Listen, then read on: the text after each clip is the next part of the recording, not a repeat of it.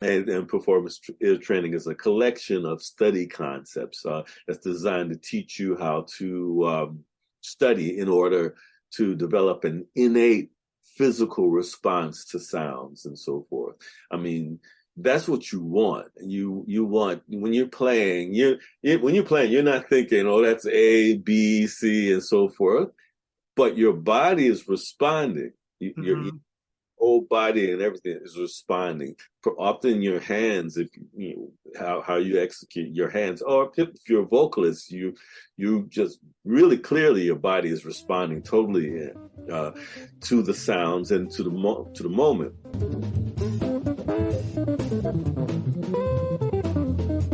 Hey, everybody, it's Mike Jeffers, Chicago Jazz Magazine, ChicagoJazz.com, and welcome to another episode of Around Town. This is a little unique. We're not plugging a new release. We're not plugging an upcoming show. We're plugging something that every musician needs to have under their belt in order to play professionally. And Donovan Mixon, I've known Donovan for many years, and I haven't seen him because of COVID and all those different things that happen professionally where we're all working so much, but I am glad we're connecting now, and it is good to see you, Donovan, and congratulations. He launched performanceeartraining.com, came up with the concept of everything he's been teaching for years. There it is right there. For everything he's been teaching for years in person, he came up with a concept during COVID to launch this thing online, and he's got an 8-week course, a 4-week course, an intro course, everything you need to know to learn and get your ear developed in order to become a successful musician and play professionally in any genre. So, Donovan, welcome to the show, and congratulations on this project here. Thanks, Michael. It's a pleasure to be here. It's great to see you. You look good, man. I'm working on it. We're both looking good. We're both looking good. We're working on it, man. I'm working out almost every day. When that COVID hit, I said, "Nah, it's not going to get me. I'm That's going." it. That's it. You know, so yeah. It's a course that a concept I've been doing for years. Actually, started developing the study concepts back when I was teaching at Berkeley many years ago. And performance ear training is a collection of study concepts that's designed to teach you how to study in order to develop an innate physical response to sounds and so forth. I mean, that's what you want. You want when you're playing. When you're playing, you're not thinking, "Oh, that's A, B, C, and so forth." But your body is responding. Your Mm-hmm. whole body and everything is responding. Often your hands, if how you execute your hands, or if you're a vocalist, you just really clearly your body is responding totally to the sounds and to the moment. Often I'll hear things and I'm playing and I hear something and my hands will gravitate to it before I say, "Oh yeah, that was that kind of thing." Uh, Once I had a student came in private lesson and he surprised me. He just ambushed me. He says, this is when I was in Turkey. I lived in Turkey, lived there. I lived there 10 years. And so I had a private studio at home, and a kid came in and he says, "Donovan, I'm trying to figure out this John Coltrane passage, that kind of like that solo thing." And I just, so I stayed calm. I said, let's give it a listen, give it a listen. And man, he started playing it. And I can't say I was really particularly familiar with that solo, Mm-hmm. but immediately, my body just, "Oh, okay, yeah, well, okay, we got a lot of fourths and pattern up in minor third." And I just went to my guitar and I started picking. Before I knew it, I was playing it, not like John Right. Coltrane, Right. but I was catching it in a very, like, as I should. And I thought, man, a lot of water has gone under the bridge. But this is what we all want. Like, no one wants to study ear training. No, no, no. But what they really want is to play better and to hear deeper and respond quickly, get to making music sooner. And that's ear training. That, ear training is your theory applied, and it's something we all are trying to develop and working on all the time, consciously and unconsciously. Is with the ear training stuff, because I think a lot of people probably, are like, okay, ear training is solfege and it's this, that. But really what you just said makes a lot of sense. I think a lot of people can relate to this. To me, I didn't think of it this way, but that's really what ear training is that you should be able to eventually play what you're hearing either in your head or what you're hearing from somebody else. And that is really difficult to do. But if you train your ear, we all hear about those prodigies, right? The young kids that are 5 years old that listen to something and immediately can play it on the piano without thinking about it.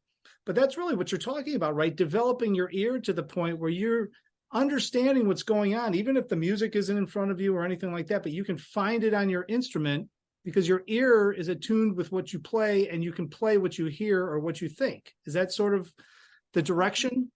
Right, but you recognize relationships. Yeah.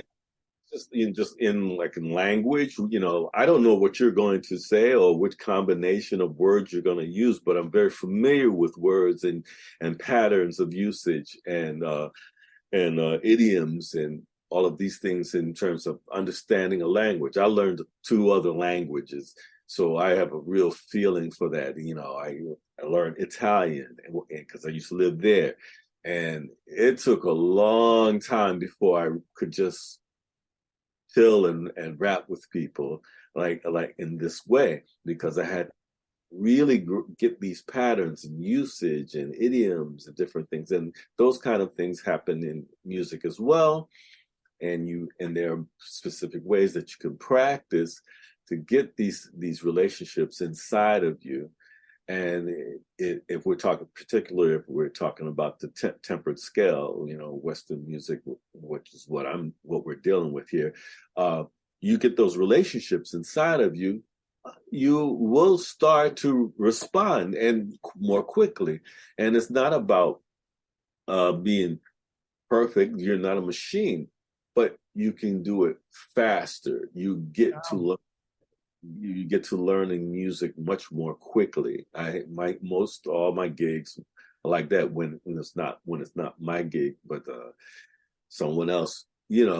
A blessing, or they consider it a plus if I understand things quickly, because once you understand it quickly, then you can get to making music. Then you can just about the dynamics and articulation and the moment and all of these things. But if you're having trouble interpreting and hearing, then it's going to go much more slowly, and the result will be inferior.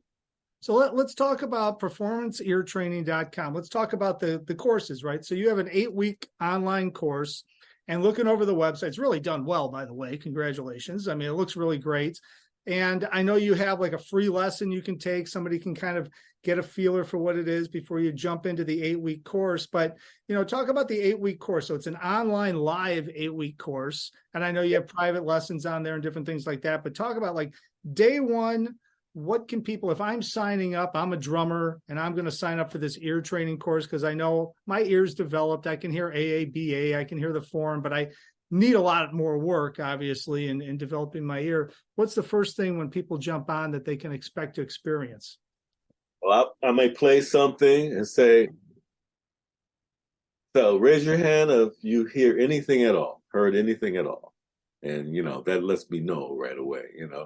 And when we do some things, are the notes, is the line ascending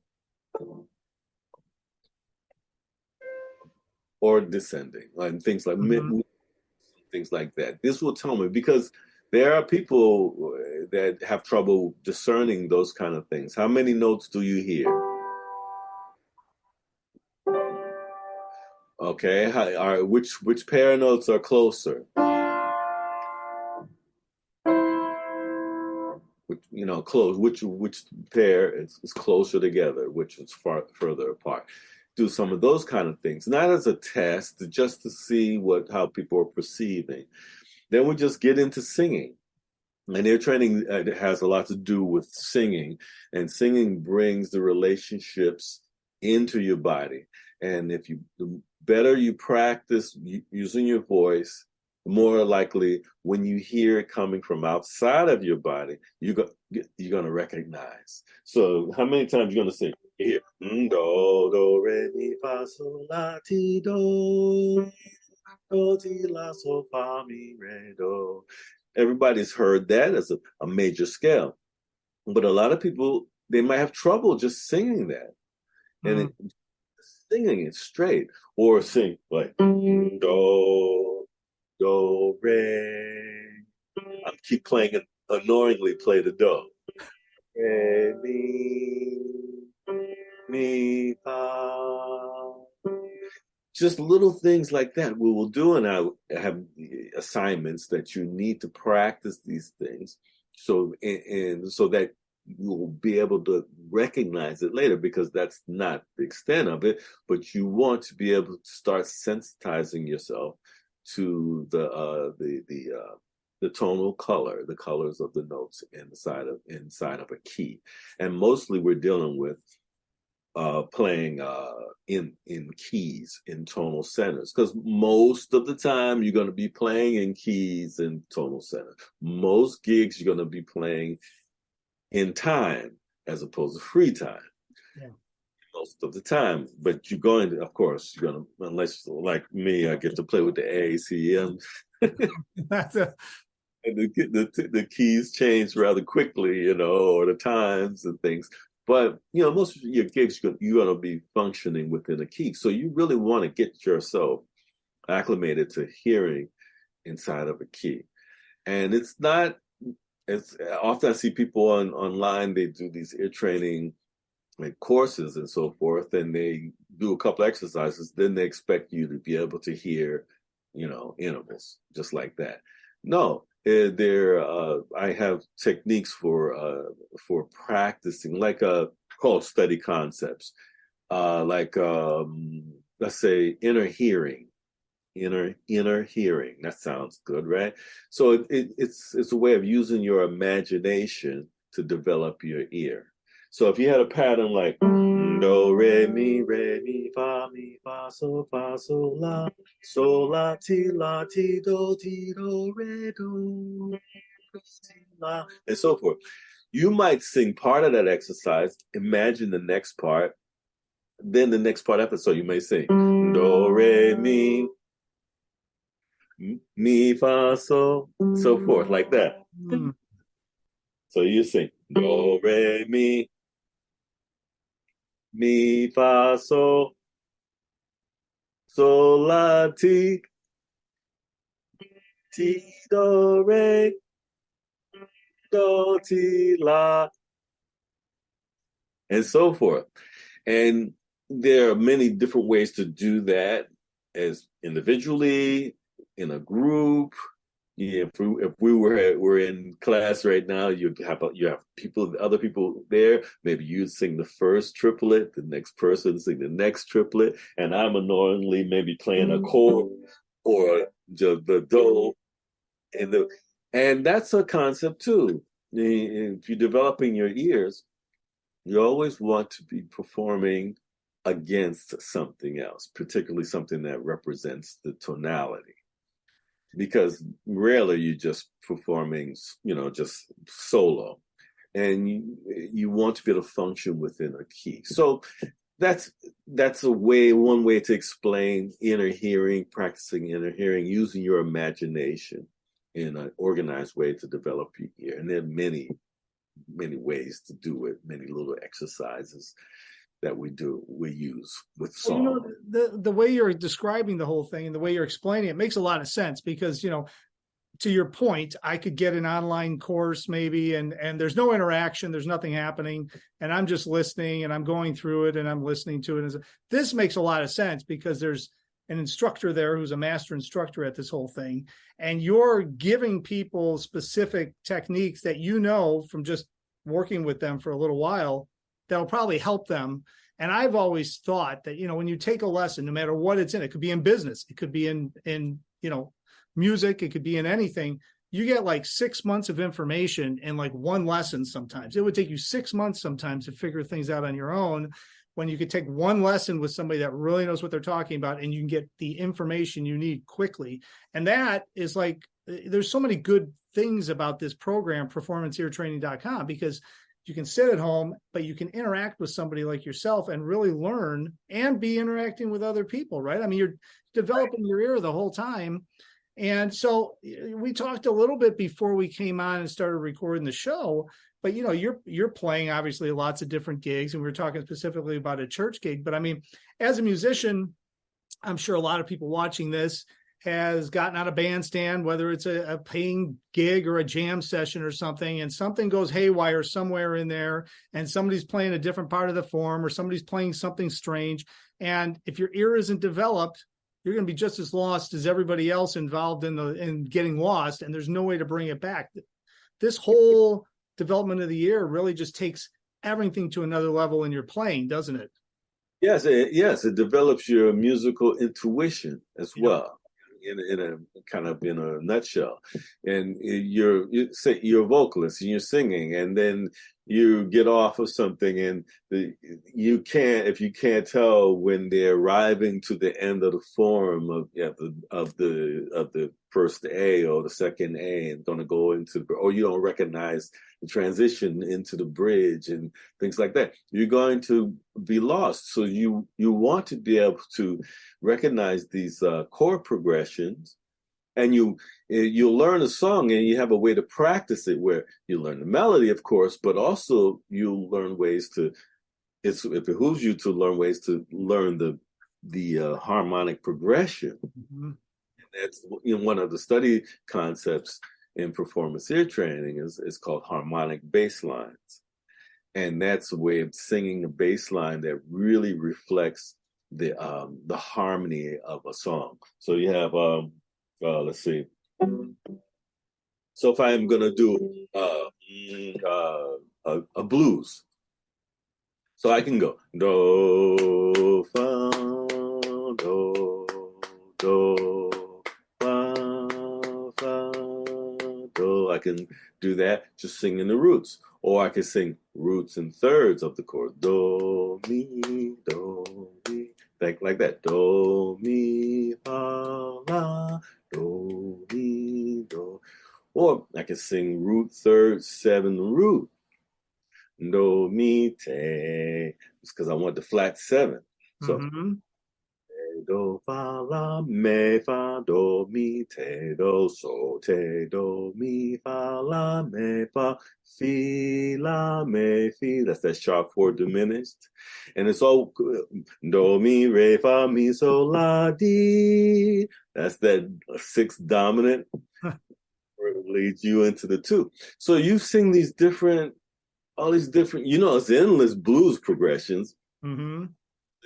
There are all kinds of the blues progressions. I say blues progressions because, well, we're dealing with American music, and American music is largely based on the blues. And there's so many variations. You can use that to develop your ears. But not just that, we could do it to sing pop songs and very familiar songs. In fact, even if before you take my course, it would be a good idea just learning nursery rhymes in solfege. Now, if you don't know what solfege is, these are these syllables that I'm using: do, re, mi, fa, sol, la, ti, do. And you could find use of them online. But to learn nursery rhymes of very familiar songs, like in Happy Birthday. Okay, if I play that, you should be able to sing what the root of that chord is. And then, which degree does Happy Birthday start on? That's a good idea is to figure that out, be able to figure that out. What's the meter of Happy Birthday? And a lot of people don't even think about things like that. Yeah. But if you start working on very familiar songs and be able to nail them, sing them in solfege, because solfege thank you to this monk Guido Arezzo from the 11th century. I believe he invented solfege. And anyway, what I was saying.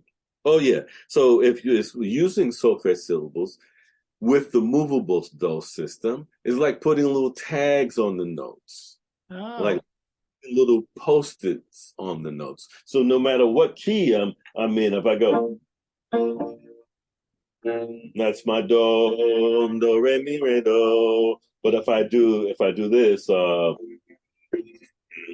re, mi, re, do, re, mi, re, do, that's the new do. No matter what I do, do, re, mi, re, do, I have the new do. That's why it's called movable do. And then you're learning the relationships all from that do, that new tonality.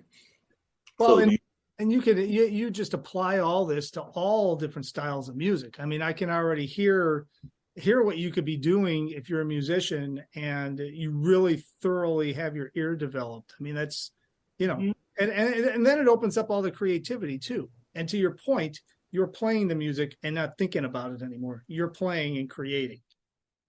Well, you're thinking, but it's more of it is you get it to where more of the music and the process you bring inside your body, where more of it becomes more automatic and innate to you. So when you hear intervals, you don't have to think, oh, that's a second to a major perfect fourth to down. No, you will more quickly respond to that in an automatic sense. You want to put more stuff on the back burner so that you can get to making music sooner. What a concept. All right. So performanceeartraining.com. You're running all different sorts of sessions now. So everybody just go on there, fill out the form, connect with Donovan. He'll let you know which session you can jump into. I'm sure you can sign up. It's all there online. Plus, take the free lesson, get acquainted with the whole thing. Next one is going to start around March 21st, but I'll be putting that up around March 21st. Being that, we're dealing with human beings and schedules and so forth. So once I get a few people interested, I try to hold to my plan, but if most people needed to be on Monday or something of the few people that signed up, I plan to hold my sessions down to no more than 10. I haven't had 10 yet. No, I haven't had 10 yet, but I imagine, at 10 at once. I haven't had 10, but no more than 10. And I've had people from Italy, Australia, and this dude, what's his name? Hisham. He's from Cairo, but he couldn't. The time difference was just too vast that he couldn't get in the group. So we did private lessons. So and then I'll have Dan right here from Rogers Park, people from around here, and people from other states. Brian from Hawaii. People from all over, and it's really exciting. But the people that from out of the country, they have to get up like at midnight or something to attend class. That doesn't happen all the time, but that has happened in my last sessions before I redid the whole course. This is a reopening of it, so I'm looking forward to seeing you guys out there. And thank you so much. Well, hey, we're getting short on time, so I want to thank you for jumping on, and I really appreciate you doing this. This is great, man. I'm so happy you put this together, and you're sharing all of your experience. I mean, you've played all over the world. As you said, you taught at Berkeley. I know you're teaching now. You've toured, you've played, you've lived in all these different cultures. You're bringing all your experience, and people can get all of that at performanceeartraining.com. I encourage everybody to go. It's all linked up down below. So Donovan, thanks so much for jumping on today. I appreciate it. And I want to thank everybody for watching as always. And as I always say, all the information is at chicagojazz.com if you need anything about Chicago Jazz. And until next time, hopefully I will see you all somewhere out on the scene.